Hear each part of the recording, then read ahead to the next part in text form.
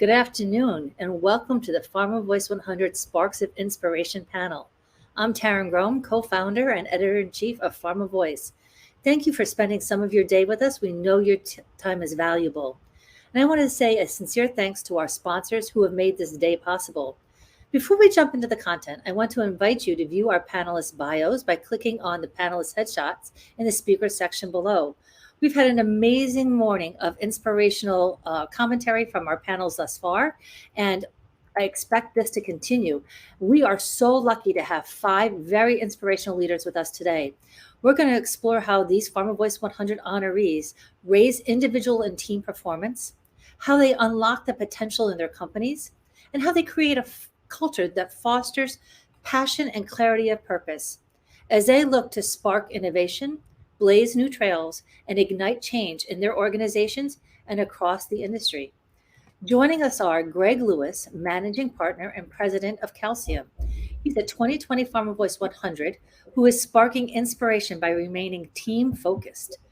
Kamala Madali, PhD, Global VP, Deep Lens. She's a PharmaVOICE 100 2021, and she is blazing new trails to innovation and personalized medicine. 2021 PharmaVOICE 100, Murray Stewart, MD, Chief Medical Officer, Rhythm Pharmaceuticals, is sparking innovation by stopping to think. And Sheila Thorne, President and CEO, Multicultural Healthcare Marketing Group of PharmaVOICE 100 2021, is igniting change by having courageous conversations about race, ethnicity, culture, and health in America. And 2021 PharmaVOICE 100, Jessica Vermeulen, MD, PhD, VP Clinical Development at Janssen, who is igniting change by ensuring cross-functional and geographical connectivity among team members. Hi, friends. How are you? So good to see everybody. You all have been identified as inspirational leaders by your colleagues and peers. I want to tap into your secret sauce and how you raise individual and team performance. Greg, I'd like to start with you. You have said you have 2 mantras. Obviously, you're an overachiever, as most of us only have one. Yours are make today count, also known as MTC, and roll with it. How do these philosophies lift your teams? Yeah, so Taryn, I guess my response back is 2 is always better than 1, no? Sometimes I like to think that way. But yeah, I think my primary mantra is about making today count, or sometimes as I call it, MTC. And, in essence, I believe that everyone has a choice every single morning when they get up about the kind of impact they're going to have or the actions they're going to take in that specific day. What will their mindset be? How will they have impact on those around them? Will they learn something new? Will they teach something new, even more importantly? And I think it's a proactive stance, it's inspiring, and it lets people really take control of the situation at hand. For me, it limits the barriers that my teams may be facing, and the challenges seem a little bit more achievable. Sometimes I go to this gym. I should go more often than I really do, but up on the wall, it actually says can't, will, did.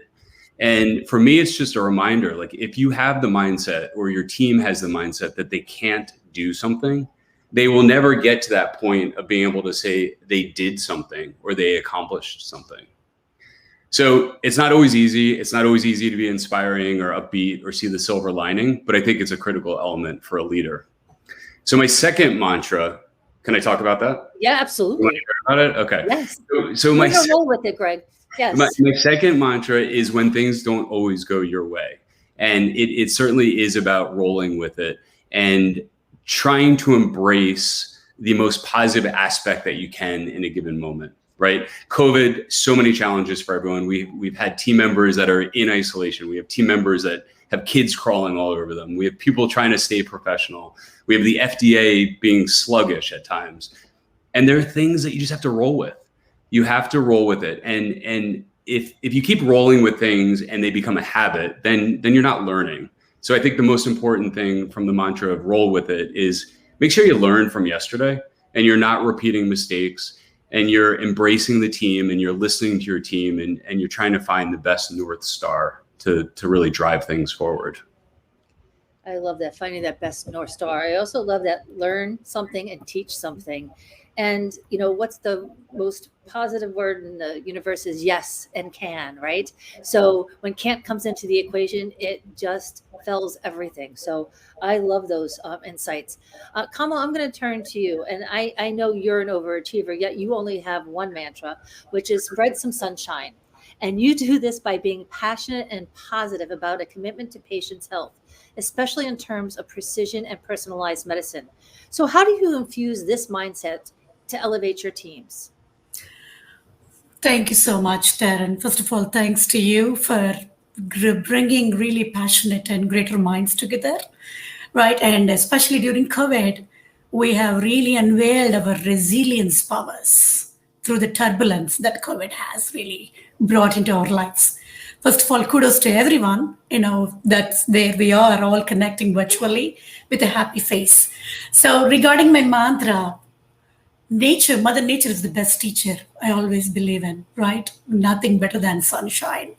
And when I take those insights or learnings every day when I wake up with the sun, see the sunrise, right? You know what? Today is my day wherein I really am gonna not only educate myself, but educate anyone around me. So it can be, about my profession, it can be a good trait, or it can be a good failure that I learned from, right? So which is very important, something that I'll be addressing, throughout this panel. So it's about that collaboration within you and around you is very key.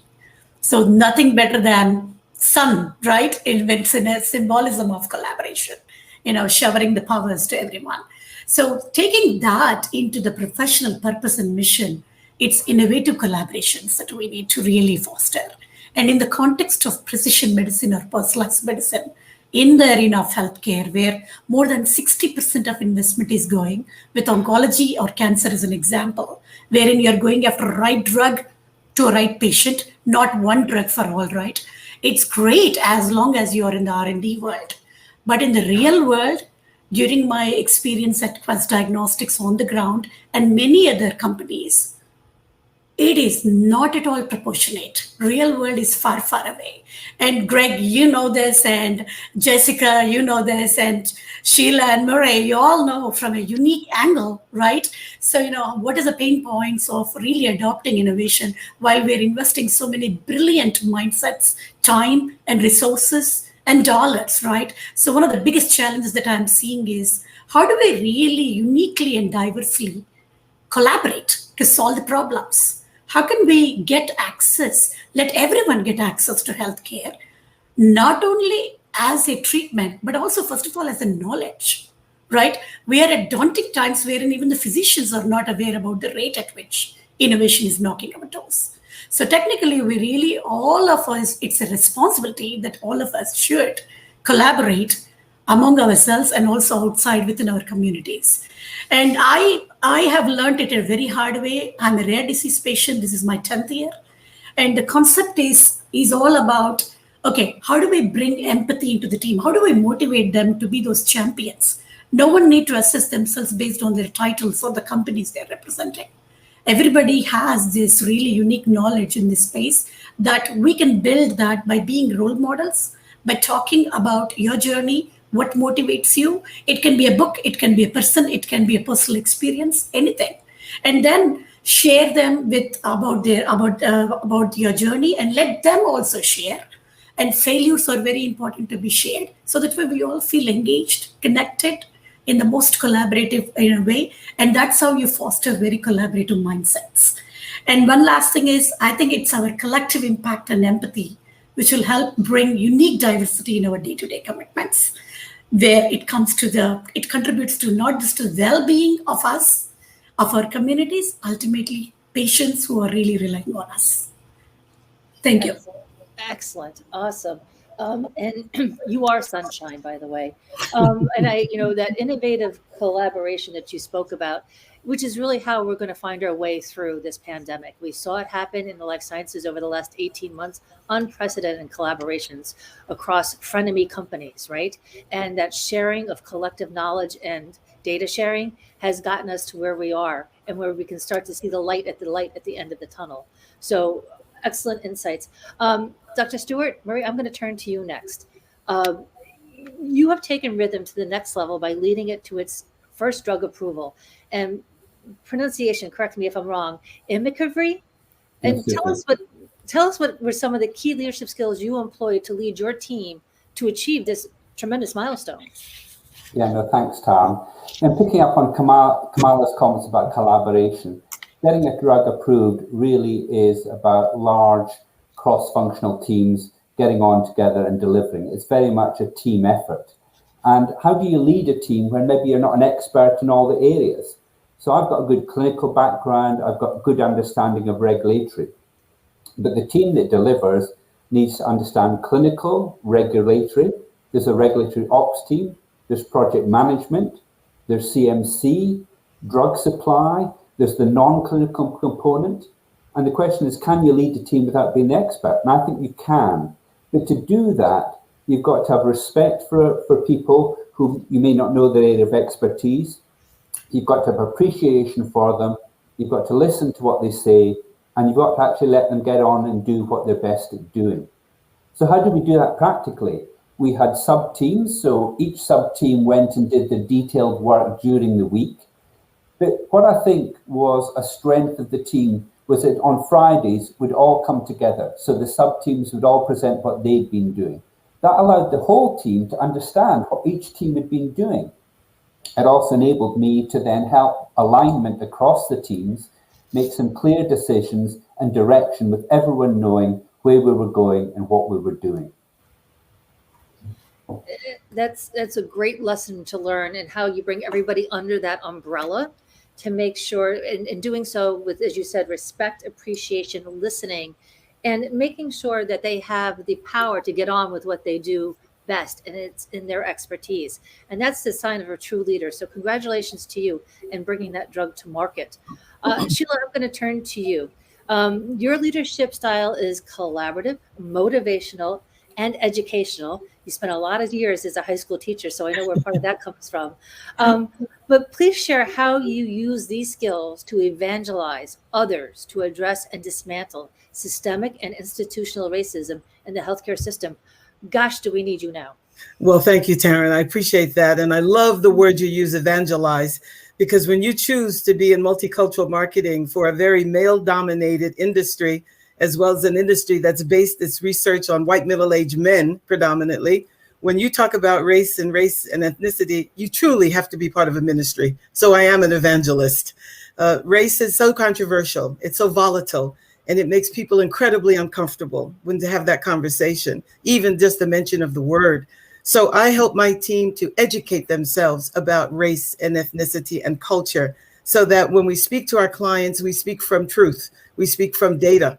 And we know clearly that, unfortunately, in our great country, race has been a significant factor that have marginalized and disenfranchised whole segments of our population who suffer earlier, die sooner from preventable disease. So we always try to have bold, courageous conversations. We create a safe space to talk about race and ethnicity, because people get incredibly defensive, angry, and even dismissive. They don't even want to talk about it.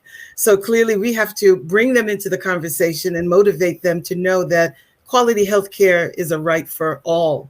We're all of color on my team. We're comfortable in our skin. And so we are about diversity education. That's transformative, not diversity training. That's transactional. Okay, so we really want people to understand why these groups feel the way they do and how our messaging and campaigns can help them achieve their best health. We don't want a check the box mentality. We want a commitment so that everybody has the chance to receive optimal health. So collaboration and education are the foundation for making race and health a comfortable conversation.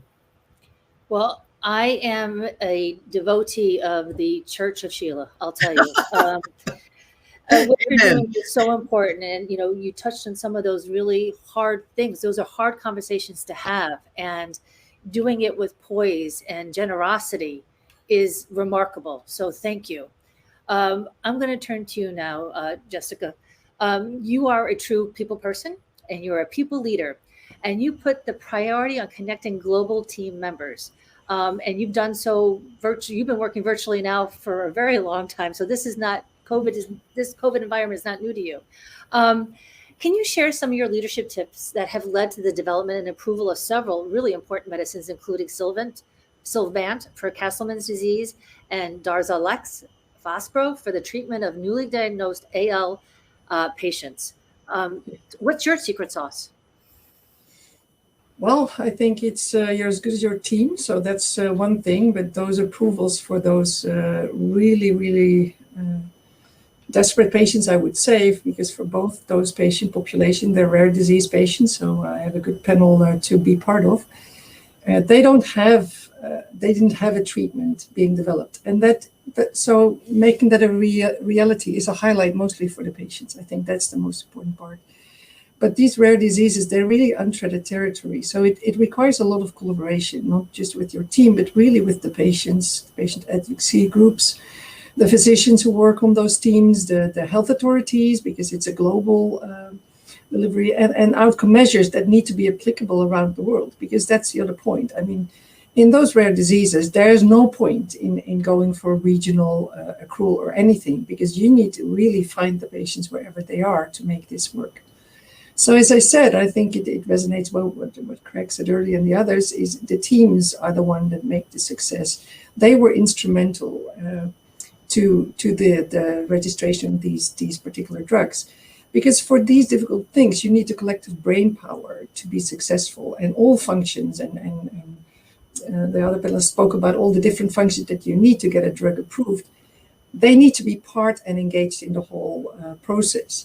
And then, if you want to be creative, you really need to seek the opinions from all involved to come to the best outcome, because never is a single option or single. You need to really explore any possibility and then come to the right decision. And that's I think the best way to kind of describe the way towards these approvals. And as you said, working in virtual teams is not entirely new to me. I've been working from Europe in a global R&D function for over 15 years now. I know it's the visibility, the inclusivity, and the connectivity which is key for high-performing teams. But you really need to put in the extra step if you are remote. So I know how difficult it is to feel heard and be heard. So I listen well. I always challenge people to really ask for opinions, because some people don't give them, and those are maybe the people that you get the best ideas from. So you need to be really clear that you can learn from anyone on the team, whatever the function. I don't care what they are, or who they are, where they are. I don't mind. It's important to really bring out all of the team that you have on your multifunctional team. And some things are very practical. I mean, I was known for the woman on the camera, because I always put my camera. In the early days, you could connect your phone with your camera. So every time I spoke up, like whoop, magically I appeared on the screen, which people always knew who I was, which was difficult, because I never knew the voices with the faces was a difficult thing when you meet in person finally. So I think, but I think it's the teams really. That would be there's no way that VPs get drugs approved. That is not it. It's the team that does the job. That's wonderful. I mean, we've learned already so much that, Greg, everybody has a choice every day on the impact that they're going to make. Kamala, the innovative collaboration that's going to need to move drugs through. Marie, bringing everybody under the umbrella and really taking advantage of that expertise that every individual has in their particular role. And Sheila, being so able to have those difficult conversations and educate, and without having folks get defensive, because we're going to need to keep moving forward. And Jessica, the areas of listening well, it's such a forgotten trait, right? It's such a forgotten skill, an overlooked skill. It's so important to understand what your teams are feeling, and being open to having those different ideas come from wherever they are. Thank you so much. Part of being an inspiring leader is unlocking the potential of your teams, and we've touched on a bit of this. So how do you approach building and inspiring your teams to become high performing? Jessica, let's stay with you. How do you unlock the potential? I know we have to turn on our cameras, but it's more than that. It's about building that team trust. So share with us a little bit about your approach. Yeah, I always say that I have an easy job because I work with incredibly smart and highly skilled people. So that makes it easier, right? And everybody has a talent, no matter where you're coming from. So you need to use talents people bring to the team. And you can grow skills, but the talents are there. You just need to find them and really grow them and make them, comfortable to kind of, bring the best out. And one of the things I think is important is make the team pivotal to the development strategies, because ownership is helping to create passion and commitment of a team. So I think that is owning really the process really makes them part of the journey, and you can't tell them what to do because they're too smart. And that's the other thing. You should never micromanage. I mean, there are many solutions to a given problem. If you're in Europe, by the way, your whole team is around the world. There's no way of micromanaging, which is good. So the whole COVID situation might help, like making that going down. But also, it's listening to all the solutions to the problem, and then with the team pick the right one, the one that you go to, is an important part. And I think also sometimes people give an answer what I feel is doesn't, it wouldn't be my idea at all, which I think is the best. Those are the best for me, because that challenges my brain, and I would think, no, I would never have come up with it. Why is it? Is it because it's a better idea that I came up with, or did I miss something, or did the team miss anything? So listening to all the answers and not dismissing anything is important, because you will understand how the team works. And I think the last part, you need to have fun, because if you have boring meetings, Zoom after Zoom, that it just doesn't get it done, right? So have some fun, and with your team members, and even on Zoom you can. I mean, people have created incredibly funny team breaks in the past year that I've never seen possible, and I've learned a great deal of personal facts about my team members or totally different things. So having fun is another great way to unlock potential of anyone on your team. While what you're doing is very serious business, I think that's a very key important piece too, is to have fun along the way. We spend a lot of time on our computers and our desks and away from our families and friends. So you have to have a little bit of fun along the way. That's really important. Thank you, Jessica. In addition to everything else, in terms of ownership and listening for those ideas that come from other places again. Marie, you also have had, as we noted, some success in bringing an important drug to market. How did you unlock the potential of your teams after you brought them all under the umbrella? Yeah, so I think it's getting people to realize the privilege they've got. I mean, getting a drug to market is a wonderful experience. And I think people need to know that they have an opportunity to make a difference in people's lives. And when they realize that, they really get motivated and inspired. I mean, sometimes in the meetings, although I do hope to have fun as well, as Jessica said, sometimes it can be very tough. It can be very stressful. Deadlines make people very stressed. So what I try and do is get people to remember what their common goal is. And the common goal, and the reason the team are working together, is to actually change patients' lives. And when you've got that reason, it really helps the team succeed. So what we would do is share case histories from the actual file we were working on. So Imcivree is a drug for rare genetic disorders of obesity. And some of the stories of the children who have this are really harrowing. I mean, what it means is some of these kids have what we call hyperphagia. They've got unrelenting hunger. They feel hungry all the time. And what it means is they actually eat raw food. They go in search of, they put anything in their mouth because they can't stop feeling hungry all the time. And there was one child who was actually eating their crib. So they were so hungry as they were growing up. It was really saddening. And then when you saw that the treatment in the trial made a difference to the child's life, it really helped the team, motivated the team. And what was interesting was it wasn't just making a difference to the child's life, it made a huge difference to the families living with obesity. Because what's happening is not only will we change an individual, the whole family, some of the family, the parents feel guilt, the mothers often feel guilt about their child being hungry and overweight. And when we see change in the child and change in the family, hearing these stories really help motivate and encourage the team. So during the tough times, remember what we're trying to do, change patients' lives. And when you've got that at the front, and we remind people of that, you can get through tough times. Murray, thank you for sharing that very poignant example. I can't imagine what that is like, dealing with those families and those children who are suffering for such a harrowing disease, as you called it. And you're right, rallying around that common good and that common goal of changing patients' lives is one of the most powerful motivators we have in this industry. Thank you for sharing that story. Sheila, I'd love for you to jump in here.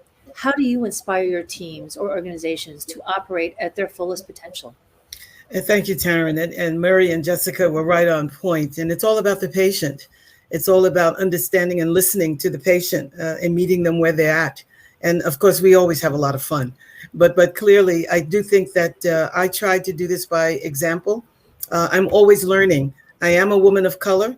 I've been doing this pharmaceutical multicultural marketing for about 27 years, but I've been Black a little bit longer. So it's all coming together now. So it's something that is a journey. I'm reading all the time about diversity.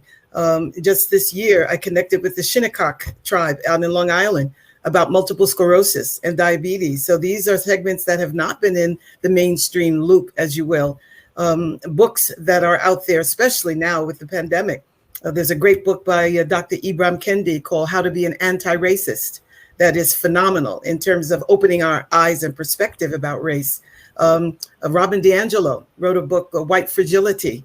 Why is it so hard for white people to talk about race? So all of this fuels our motivation, and it helps us to know that we're in the right space doing the right thing. And so that emboldens my team to share this information. We talk about it all the time. And so that's what helps us develop the innovative ways of talking to patients. We have a context. We know where they're coming from. And let you not forget about the book Caste, The Origins of Our Discontent by Isabel Wilkerson. If you want to know where disparities come from, pick up that book. It's riveting to show us that it's not all about money and insurance. It's about history and lived experiences on a day-to-day basis. So people living with chronic and life-threatening disease, they come from somewhere. I don't care whether you landed in 1619 in Virginia or you just landed at JFK last week. It's about culture. It's about respecting, understanding, celebrating culture. I think you just said it, celebrating the culture of different people. And we know that diversity drives innovation. So this should be really a no-brainer at this point for our industry to embrace this mindset. And you have been out there talking about it for 27 years. And it's your time to shine. Here we are. So kudos to you. Greg, you have a bit of a different challenge as you need to inspire creativity in a different way within your agency. So talk to us about your leadership style to bring out the best in your teams. Yeah, so I liked what Murray was saying about leveraging the emotion, like working on the agency side for the past 20 some odd years, had the chance to go to so many launch meetings and POA meetings that they're training sales reps. And every time a patient comes in to tell his or her story of the disease or the condition, it just re-amplifies the reason why we all just work so hard to bring a product to market or to deliver new sales materials or to make people more educated about a disease. The other thing about what Kamala was saying about you hope the sun is out. So when we get ready to inspire creativity, we always hope the sun is out. And kind of not a mantra, I don't want to be known as the guy with mantras, but I think it's important to look at things from a different perspective. And just a side note, someone once told me when I was looking at real estate, they're like, sit on the toilet and look at the perspective that it gives you because you're going to spend a lot of time there on a given day. So in multiple real estate transactions that I've had, the realtor will say, why are you sitting there? I said, don't worry, the seat's closed, but I'm looking for a different perspective. I want to see what the experience is in a different way. And I think for me and my team at Calcium, taking ourselves out of the normal environment and inspiring. I had a creative director once that would put people in his car and go like brainstorm about campaigns or headlines, just getting people out of their normal environment. What I like to do is share stories with my team, beyond even just healthcare. And we talked a little bit about rare diseases. I don't know if everyone's aware of a woman named Nancy Fraides, if that's a name that people recognize, but she was a mom. Her son was diagnosed with ALS, and she's actually the person behind the ALS Ice Bucket Challenge. And there's an amazing TED Talk that she delivered, and I shared it with the team. And literally the next day I was traveling for work. I had a meeting in Washington, D.C., and I was checking into the Marriott Hotel down there. And I saw a sign that said ALS convention or moment. And I was like, wow, that's interesting. And I looked at my watch and I said, do I have enough time to run up to my room, drop off my bag, or should I just run into my meeting? And I decided to run up to my room, drop off my bag, drop my bag, open my door into the hallway. And across from me, the door opens at the exact same moment. And it's Nancy Fraides.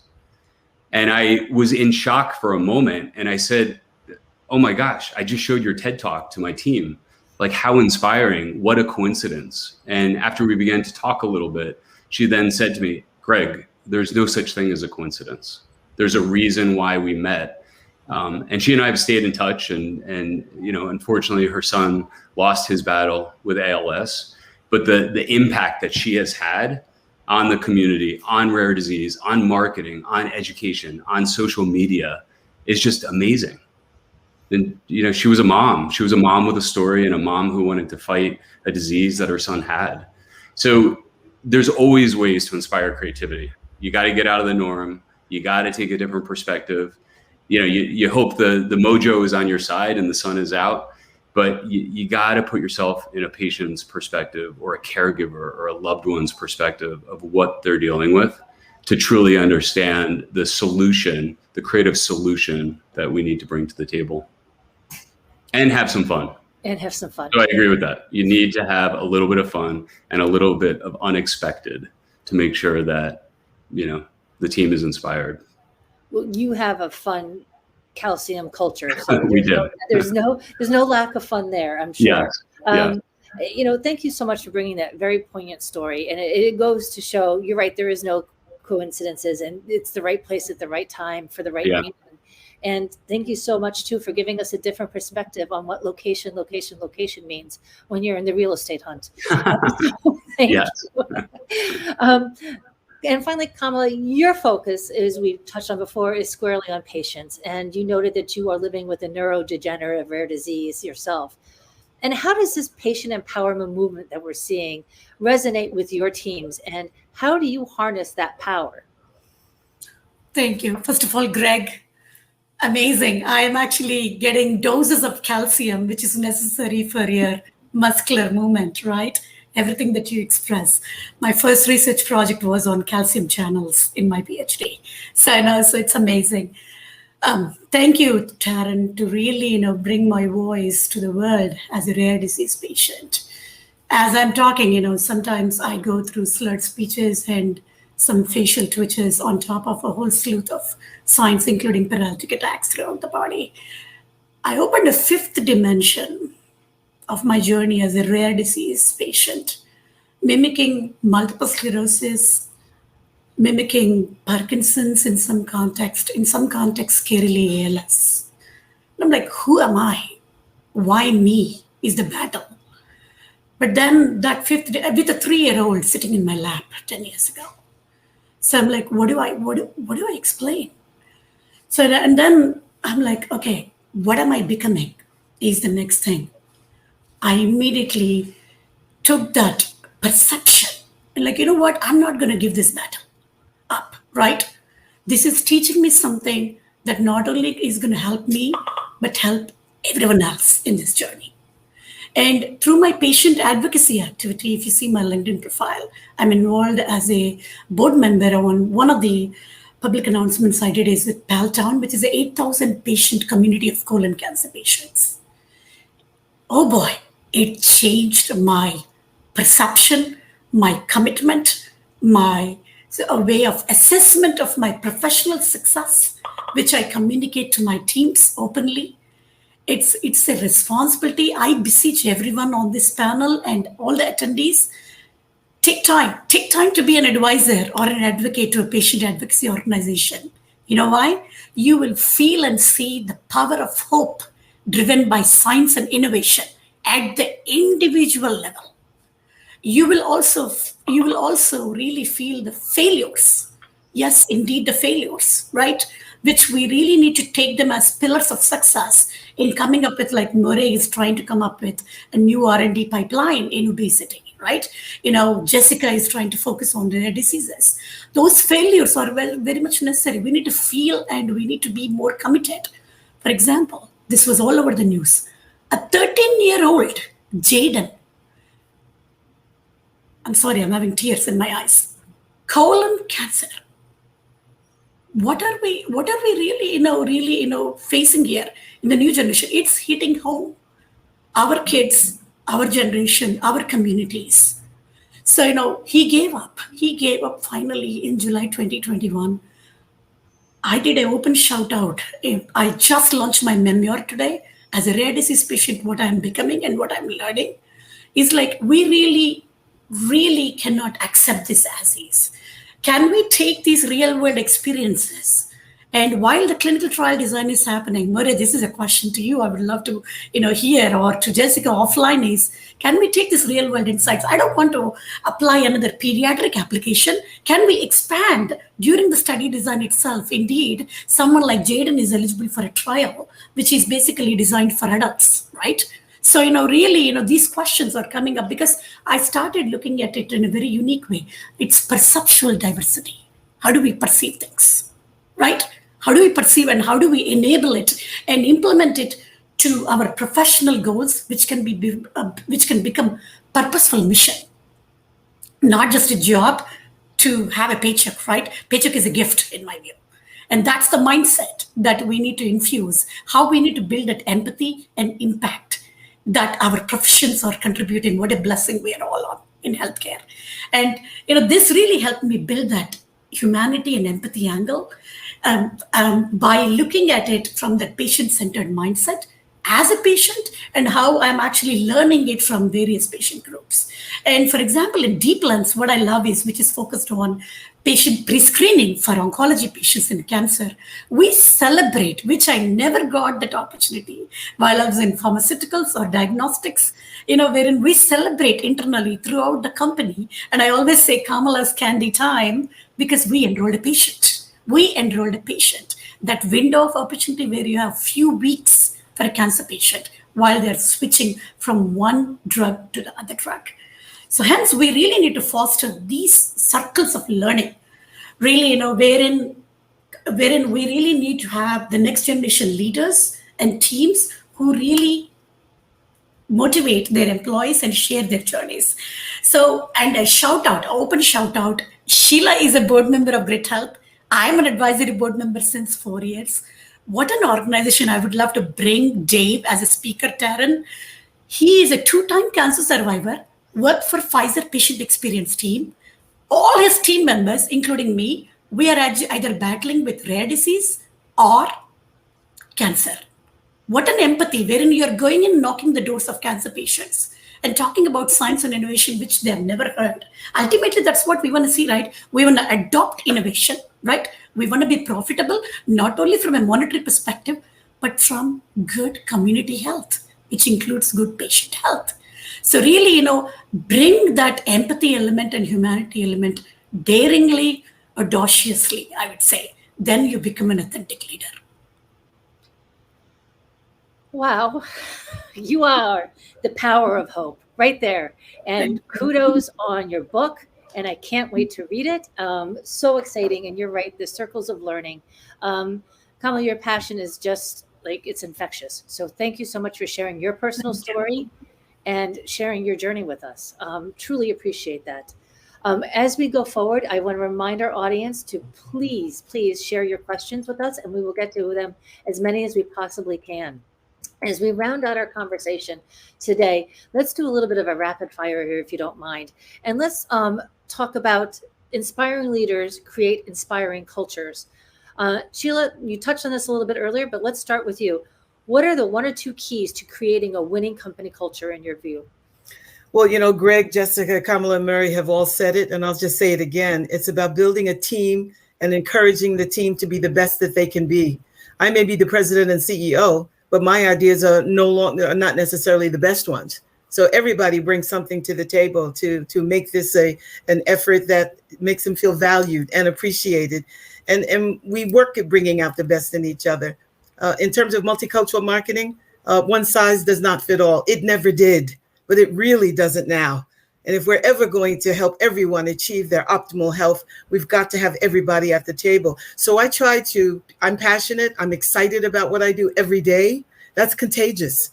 So I try to establish a culture of positivity. We can do this. And obviously it's being done. And that's where I really think my team helps me to learn more about who I am, who they are. And I'll just end with this quote that one of my mentors shared with me. Healthcare disparities statistics are about people with the tears rubbed off. Okay, but when you include people like Kamala, like Jessica and Greg and Murray do, that's what motivates me and my team.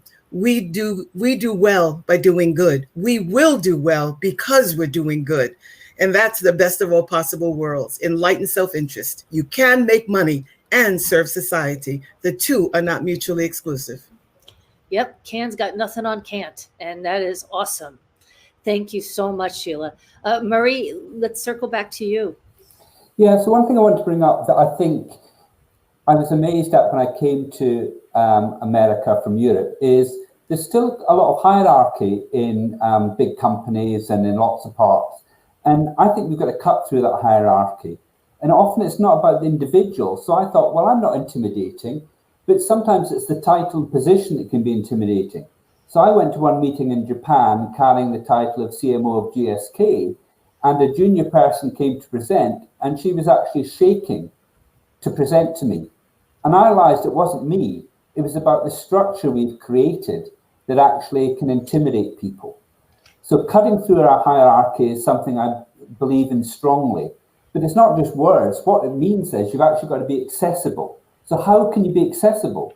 You've got to walk the floor. You've got to contact people. You've got to contact people at different levels in the organization. Reach out to them. And it's nice when someone says, oh, I've not spoken to the CMO before. Well, that's embarrassing that didn't happen before. You've got to change it. We've got to be accessible as leaders. And finally, I think something I've realized over the years is leaders have to make decisions. The organization are okay when decisions are made, but often they want to know why. So why did you make the decision? And sometimes you've got to say, I made the decision because of A, B, and C.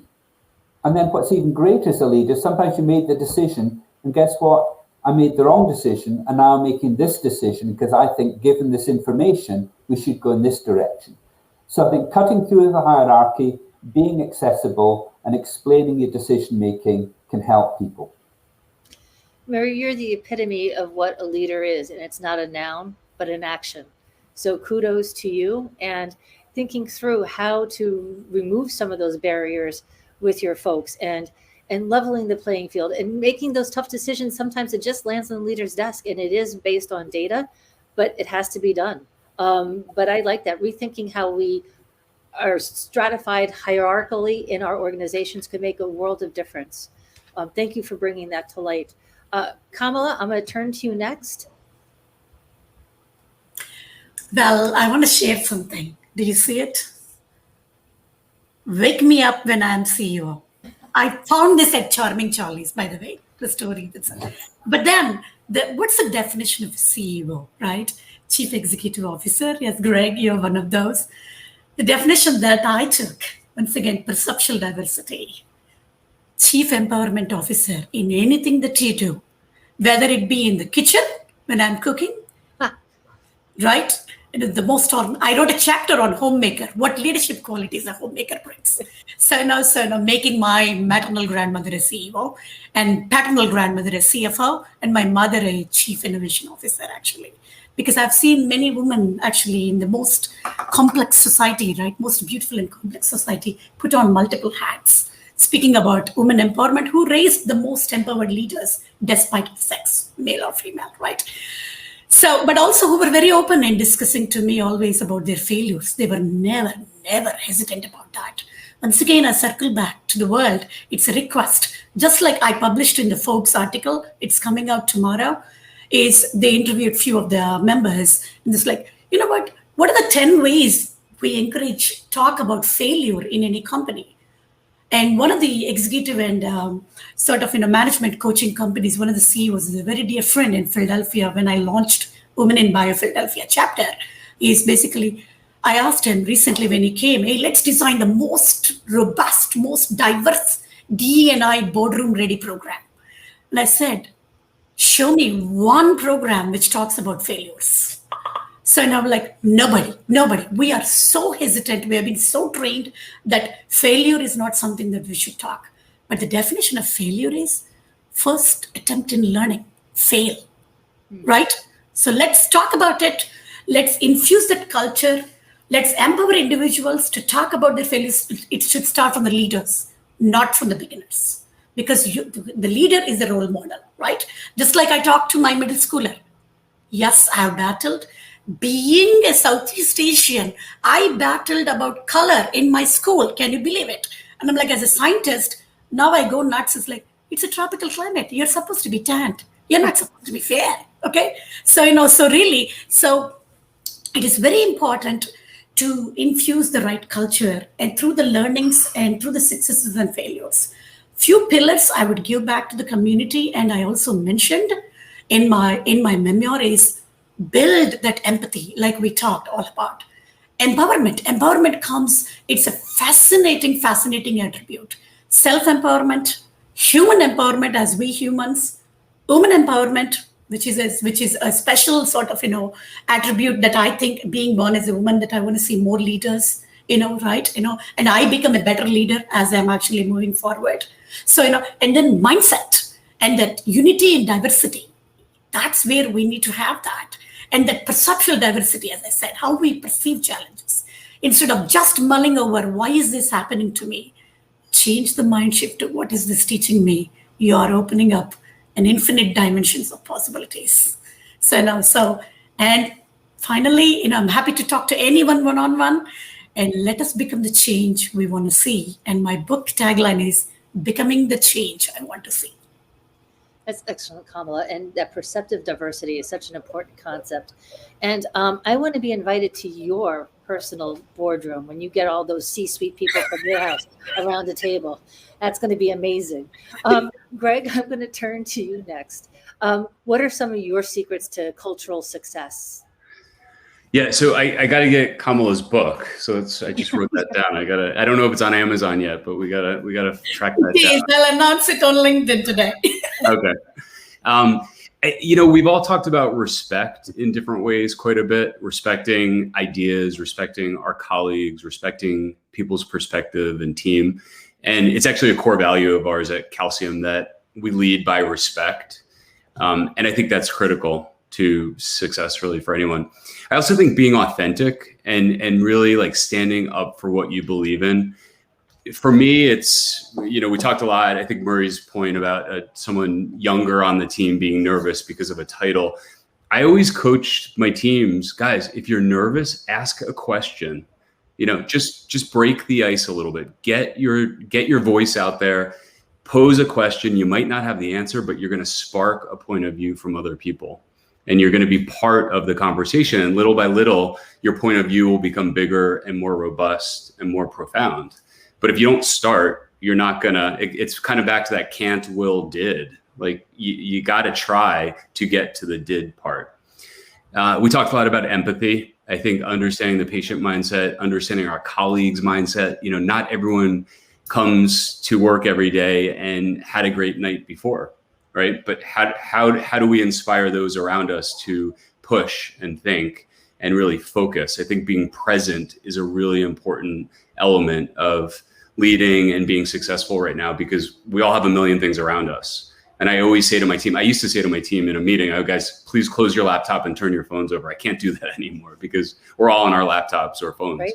But I think being present and being in the moment and really concentrating and focusing, and it can turn a 30-minute meeting into 15 minutes if everyone's like present and focused. And I think last, just being supportive and as a leader, trying to push the boundaries that, take an idea, take a pearl of an idea and say, what if? Like, what if we did this? What if we pushed this? What if we turned it upside down? What if we look at it from a different perspective? How can we make it even better? So it's always about improving and strengthening and pushing. I think a question came in from the audience about how do you not step on an idea for whatever reason if you don't necessarily agree with it? We'll help that person mold it into something more. Figure out how to push it a little bit further. That's awesome. I love that what if, because that's the big question, right? What if? And the possibilities are then endless, and they open up so many more avenues for folks. Yeah. Respect, authenticity, ask the question, get your voice heard, and don't be intimidated, because you don't learn if you don't ask. Great insights.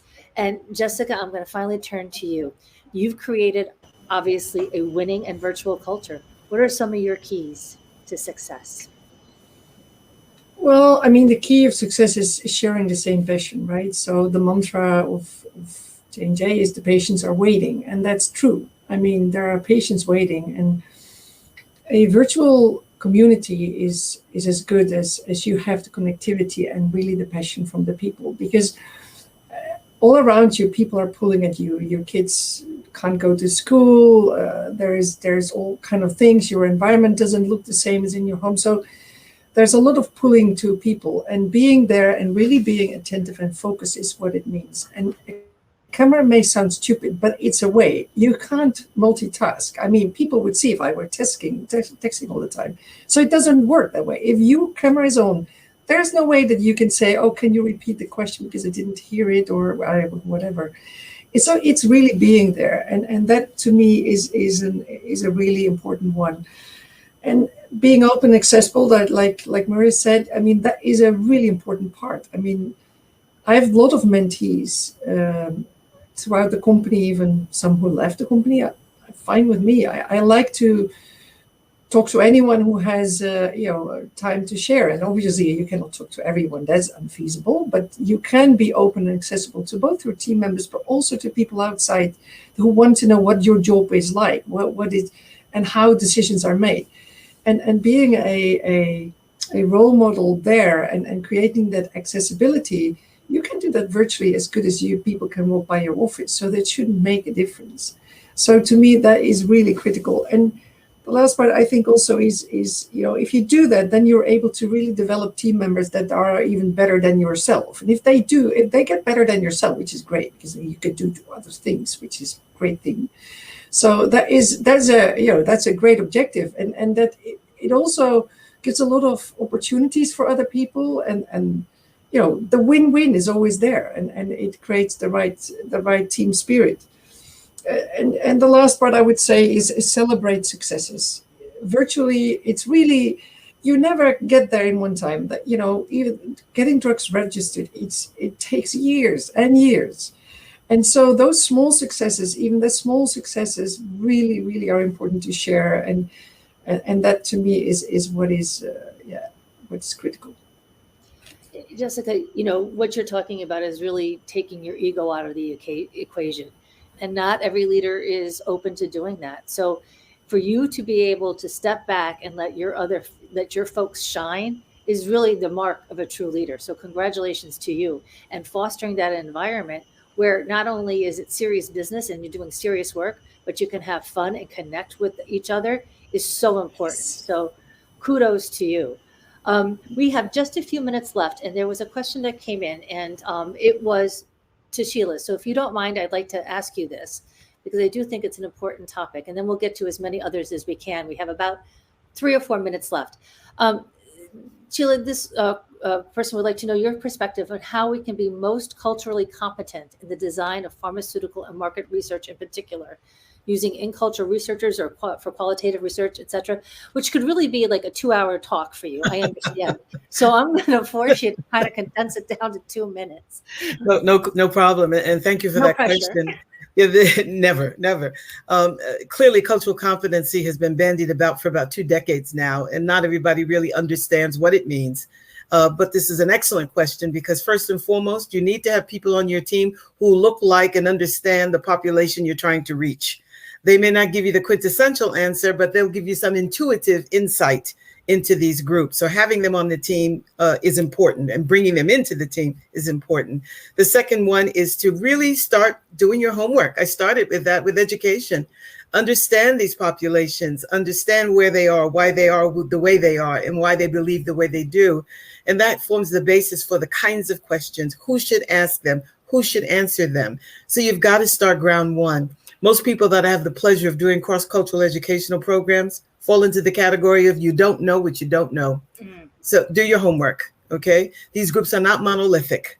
Dismiss the stereotypes and trying to get into the weeds. So cultural competency is a response to what you learn. It's not an act, it's a mindset. And Kamala brought that out earlier. So clearly you're going to make some missteps. I don't believe in failure. If things don't work out the way you thought they did, it's just feedback, okay? You learn from them, as Kamala said, and you keep moving forward. We don't have a choice, Taryn. That's We're living right. at a time when we've got to come together on this, and the global collaboration because of COVID-19 shows us it can be done. No matter what you look like, where you come from, or what language you speak, you deserve quality health and culturally competent health. Excellent. I don't even know where to go from there. I am completely blown away by this panel today. You all have shown your authentic selves and brought so much of your personal journeys to light that we are truly in awe. And thank you so very much. As we go forward, I look forward to continue to be inspired by you. And it's no wonder that you all have been recognized by your peers and your companies for being PharmaVOICE 100s. So congratulations to all of you again.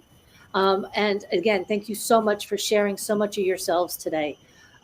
Great, Kamala, Sheila, Murray, and Jessica. And to our audience for your awesome questions. Amazing. And I would be remiss if I didn't thank our sponsors who made today happen. Synovian Pharmaceuticals, Calcium, Encedo, Ogilvy Health, ParXL, Syneos Health, Umotif, Health Union, Medtrix Healthcare, Alnylam Pharmaceuticals, eMeds, Livelane, and North Highland. Please stay with us as we tap into more insights during the 1 o'clock Ask the PharmaVOICE 100 roundtable. And to join that roundtable, you just have to go to the agenda and click on Join the Session button. See you there shortly. And if you have time, please join many of our PharmaVOICE 100s for our Ignite, our Lighted Up Happy Hour. We're going to find out some fun facts. We're going to go back to the fun part, Jessica, and see what these folks do when they're not bringing life-saving and medicines to market and changing the mindset of the life sciences industry. Thank you all so very, very much for your participation today.